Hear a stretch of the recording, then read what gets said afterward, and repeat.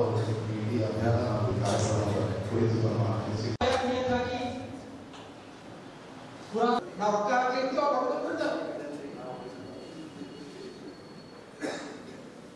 ಅದಕ್ಕೆ ಅವಳೇನು ಸ್ವಾಮಿ ವಿವೇಕಾನಂದ ನಂದಲ್ಲ.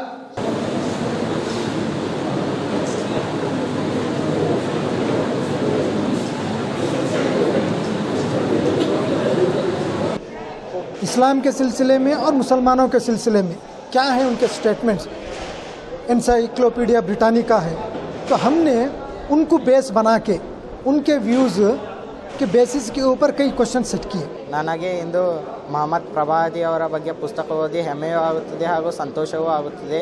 ಏಕೆಂದರೆ ಈ ಪುಸ್ತಕದಲ್ಲಿ ವ್ಯಕ್ತಪಡಿಸಿದ ಅದ್ಭುತವಾದ ಶಬ್ದಗಳಿಂದ ಈ ಒಂದು ಕಾಂಪಿಟೇಷನಲ್ಲಿ ಪ್ರೈಸ್ ತೊಗೋತೀನಿ ಅಂತ ಅಂದ್ಕೊಂಡಿದ್ದಿರಲಿಲ್ಲ. ಆದರೆ ಇದೊಂದು ನನಗೆ ನನ್ನ ಜೀವನದಲ್ಲಿ ಬಹಳಷ್ಟು ಖುಷಿಯಾದ ವಿಷಯವಾಗಿದೆ. ಮೊಹಮ್ಮದ್ ಪ್ರವಾದಿಯವ್ರ ಬಗ್ಗೆ ಹೇಳಬೇಕಂದ್ರೆ ಅವರು ತುಂಬ ನಿಸ್ವಾರ್ಥಿಗಳಾಗಿದ್ದರು. ಅವರ ಬಳಿ ಸ್ವಾರ್ಥ ಭಾವನೆಗಳಿರಲಿಲ್ಲ. ಇದರಿಂದ ನಾನು ತಿಳಿದೇನೆಂದರೆ ಎಂದು ಸುಳ್ಳು ಹೇಳಬಾರದು, ಮತ್ತೊಬ್ಬರಿಗೆ ಹಿಂಸೆ ಕೊಡಬಾರದು, ದಿನಾಲೂ 5 ಬಾರಿಯಾದರೂ ಕನಿಷ್ಠ ಪಕ್ಷ 5 ಬಾರಿಯಾದರೂ ದೇವರನ್ನು ನೆನೆಯಬೇಕು.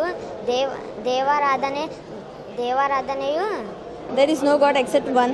He is the creator and he is the maintainer of all the whole universe and making of bodies and all. Nobody else can do such things except Allah.